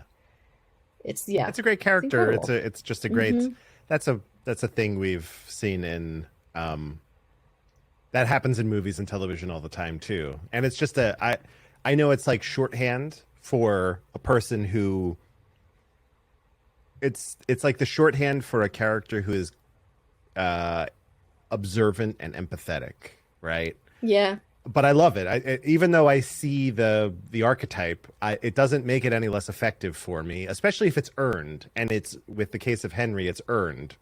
Like, it's not a shortcut to get us to care about something that's about to happen to him. Like, we spend enough time with him that it makes a lot of sense and it really pays off. So, yeah.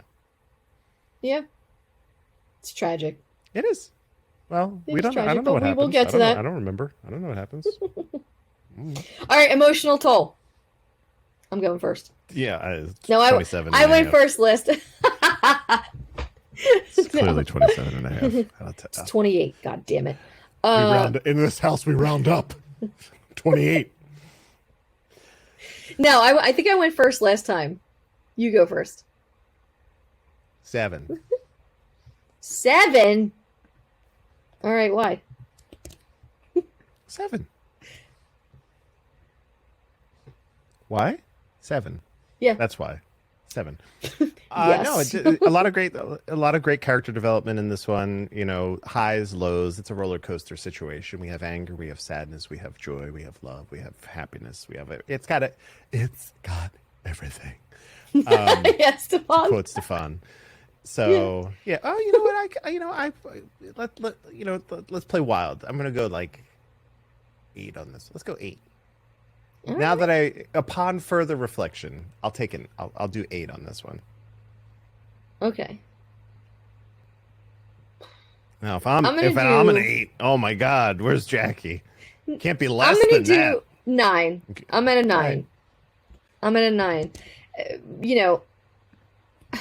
Yeah. I'd like, it's just everything that was talked about. The bottle moments, the mirror moments of choice decisions that are lines in the sand. Yeah. The tense situations, the conversation.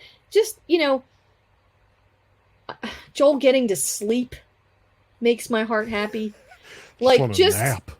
yeah, I just love him so much. I want him to nap. It was just it's easily one of my favorite parts of the game. Sure. I don't think I have a part of this game that I'm like, I don't like it. Well, It's Garbo. we'll talk about that later. Not Garbo, but I certainly have strong opinions about. So, would you have survived this? This fucking truck is still here. No. Yeah, but you made it through the last one. No, I didn't. Wait. What? Stick with me. Hold on. No, I did not make it through the last one. Go ahead. But yeah. No, I know you voted no. Yeah. I know you voted no. But if we are playing through these sequences, I died in the abandoned building back in Boston. I didn't even get out of Boston. What are you talking about? I made it through the last one. I know. As a silo. Yes. I've made it this far. As a silo. Mm-hmm. There weren't that many bad guys in this one. Like there were, but think about it as like we're now a team of 4. So I think I have better odds this time. And the truck was not as assuming I could like lift the garage and get under there and not get torn to pieces, then sure, I made it. So let's go like yes. Let's do a conditional yes.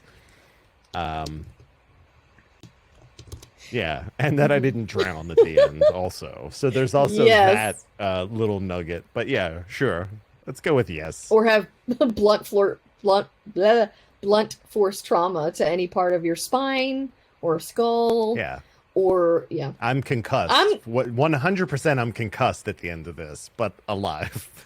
Bloodied, beaten, a little bowed, but alive. All right. Yes, I'm going to say yes. I'm going to say yes because I fucking want to say yes. I'm making these, deep decisions on the fly by fly. I'm going to make it. Trust me. Nicely done! Yeah, I made it. Nicely done. It's getting dark. Surprise. Oh There my we god. go. Oh. When we rise out of the water. There we There we go. Okay. When you jump off the bridge. You scared the shit out of me!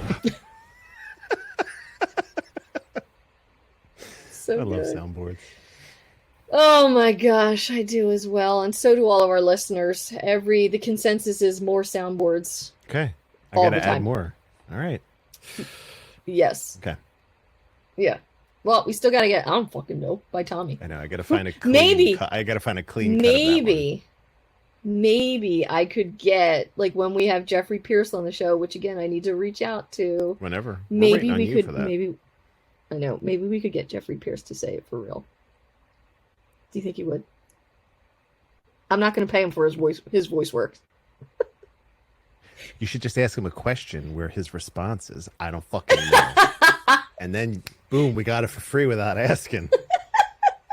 No, I hopefully I'm charming enough that I can be like, Jeffrey! It's funny that was the charm. That was you turning the charm on. Where you're like, But you laughed! Jeffer! Jeffer! Can you say a line from the game, please? Jeffer! that's the charm. My jaw And it'll locks. fucking work. Jeffer! Jeffer, say a line. If you're not watching my the show on face hurts. YouTube, you're missing so much.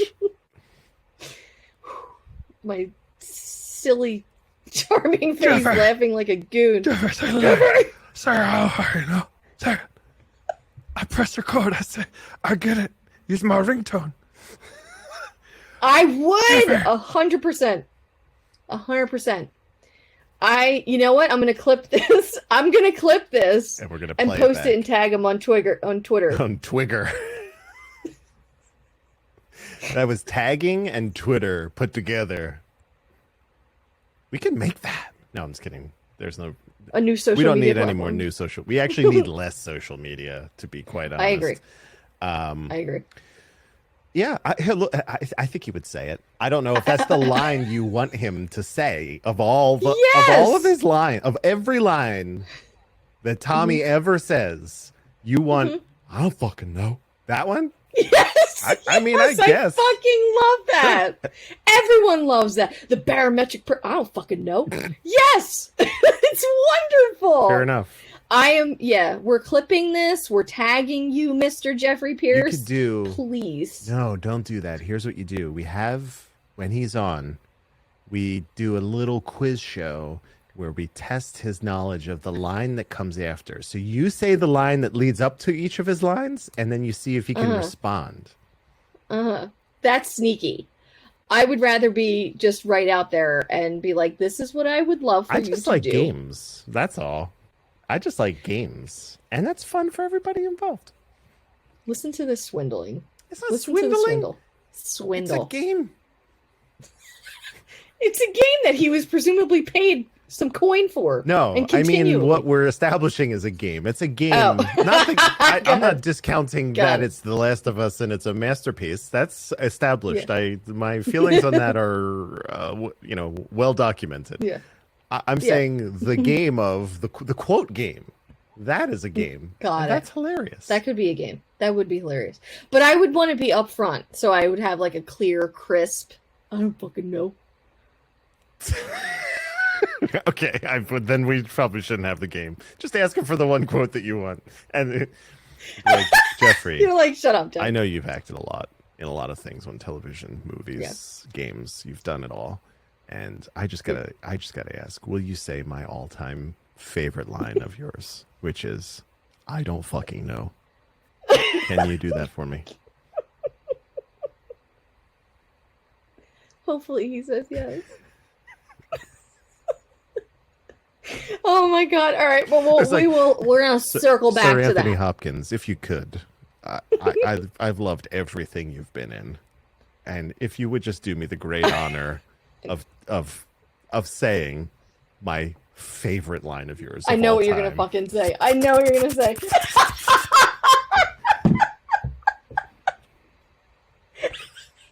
The bottle of Chianti. No. Not even, that's like what you're saying, like, don't even lean into it. Just make the weird mouth sound.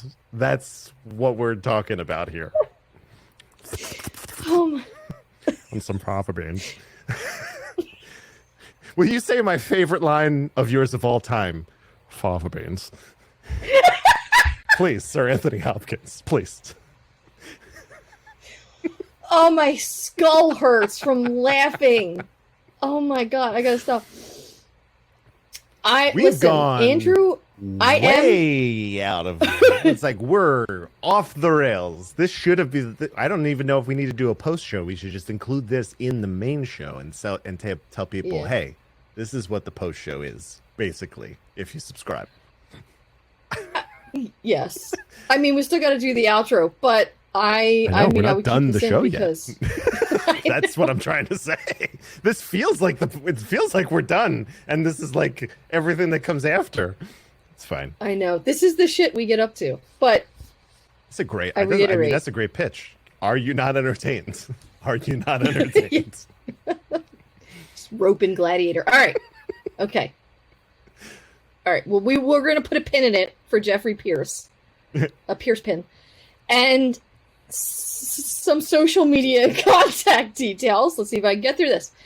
Oh my gosh. Follow us on Twitter at TLOU Podcast, where you can message us privately your thoughts, have a little back and forth. I'm not great at that because I usually just copy everything and then we talk about it on our show. However, I do acknowledge with hearts or laughs or whatever, thumbs up, and so on and so forth. You can also follow us on Instagram now over at Wayfarin Strangers. So exactly how we spell it for our podcast, no G, no asterisk, because Instagram doesn't allow that. So Wayfarin Strangers, please go follow us. More content will be posted there. As time continues to march on. If you would like to email us directly and be a part of a future email show, you can do that at tloupodcast@gmail.com. We're still getting these long, thick, beefy emails, and I friggin' love them. Don't describe an email fucking as love beefy. them. Don't do that. Yeah, I said it. I said what I said. It's like Just like a I'm gonna- nice goulash. This email that they put together is like a gumbo, you know? I don't even know what that accent was. It was not... I There was don't a lot either. of Italian hand gestures, but it was not, the accent was all wrong. Apologies. Yeah. Yeah. I apologize Yeah. for nothing. Yeah, I'm Nicely Italian. done. Thanks, Apology not accepted. But if you would like to support Wayfarin Strangers and our future Wayfarin West series that is in the works right now, you can do that by going over to Coffee, which is ko-fi.com/TLOU podcast. And we have 2 different tiers. One where you will just get a shout out and access to early bonus shows, and then the other one where you get a whole shit ton of stuff, plus all the stuff I just listed. So, Yeah. yeah. Jackie didn't good put stuff. this in the notes, but also, just because of the coming avalanche of Last of Us related content in the months and weeks ahead of us, we also just went ahead and bought the domain TLOUpodcast.com. So, well, that'll be where you'll just be able to go as a one-stop to get everything, which is really, really Yes. nice. And it'll just be like a nice aggregator for, you'll be able to get episodes there, all the socials, it'll just be like a nice one-stop shop for anything you might want related to this podcast. So there is that. Yes. Yeah, because we're going to have blogs about the Wayfarin West series. We have a merch shop over on bonfire.com. If you just search for Wayfarin Strangers, you can find our current campaign. All of these things are all over the internet. And I finally did one pinned tweet on Twitter where you can just find us on Instagram, YouTube, the merch store, the podcast, Yeah. Because we are certainly expanding, not at an unmanageable rate, which is good. I think we're in a really good place, a really nice flow, no overwhelm, none of that stuff from, previous experience with the early days of this podcast, thankfully. But, yes, thank you for bringing that up because I did forget about it. I'll add it to the show notes going forward. But next episode will be, this week you'll have a bonus show as well. And next week you will have a bonus show. Next week we'll be tackling listener artifacts. This week's bonus show we'll be talking about The Last of Us remake again because we have more stuff to talk about. Once again. Last special shout out to Mr. Joel, Mari, Kelsey, and Brian, and Dave. For some reason, I deleted one name and added another one, but I don't know why I did that. So I'm going to start over. Please make a mark to cut that, please. Lastly, special shout out to Mr. Joel, Mari, Kelsey, Dave, and Brian. Thank you so much for supporting Wayfarin Strangers. If there is something possibly else you would love for us to do, you know where to find us and let us know what other kind of content you'd like to see. I think we're covering quite the gamut now. Yeah. But all of our coffee thank you subscribers. Hey, nicely done. Yes. I agree, Joel. I agree. Oh my God. But thank you for the lovely response to our show. If you like this, please recommend us to a fellow Last of Us fan or a video game friend or a family member or just someone who you might think would enjoy us. Then we'd really appreciate that. And be sure to go over to iTunes and leave us a review. It makes our week, our month, our year, and we will talk about it at length on the show. That is a guarantee. Andrew, if you could take us out. You told me yesterday this is going to be a real beanbag of a outro, so here I go. Until we barrel over bar stools, bar tops, and barriers on a broken bridge next time, bloaters. We, the beach people, must bask beyond a blue horizon. Yes! Nailed it! Yes! Let's go. Nailed it in one! Let's go. Did you like it? Yeah, that was I good. told you it was going to be tongue twister. I Oh feel my like God. I've been preparing for this my whole life. Every podcast I've done prior is built to this moment. Crushed it. And you nailed it. Nailed That's it. how it's Oh my gosh, but that's our show for this week, guys. See you next week. Bye. Bye.